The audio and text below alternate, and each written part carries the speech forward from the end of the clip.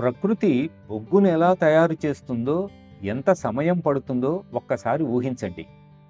అడవుల్లోని చెట్లు భరించలేనంతగా అనూహ్యమైన ఒత్తిడికి లోనైనప్పుడు బొగ్గు తయారవుతుంది.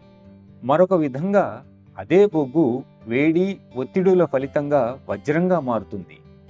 వేడి, ఒత్తిడి లేకుండా ఏ పని జరగదు. ఇవి మనల్ని తగిన విధంగా మలిచేటువంటి ప్రాకృతిక శక్తులు. అందుచేత మన పురోగతికి ఈ ఒత్తిడులు అవసరం.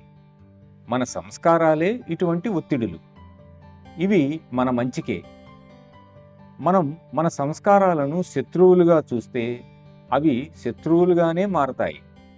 వాటిని మన స్నేహితులుగా భావించినట్లయితే గురుదేవులకు కావలసిన విధంగా మనలను మనం మలచుకోవడానికి అవి తోడ్పడతాయి. మరి అలాంటప్పుడు మనం సంస్కారాలను ఎందుకు నిర్మూలిస్తున్నామని మీరు అడగవచ్చు. సంస్కారాలు మిమ్మల్ని సహజ పద్ధతిలో మలచటానికి చాలా కాలం పడుతుంది.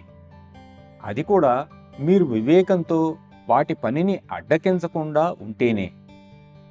కానీ మనకు ఆ వివేకం లేదు. మనం మనకు జరిగే ప్రతిదానిని వ్యతిరేకిస్తూ ఉంటాం.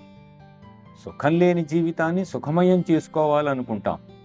బాధామయ జీవితాన్ని బాధ లేకుండా చేసుకోవాలని ప్రయత్నిస్తాం. బాధించే జీవిత భాగస్వామిని మార్చేయాలని చూస్తాం.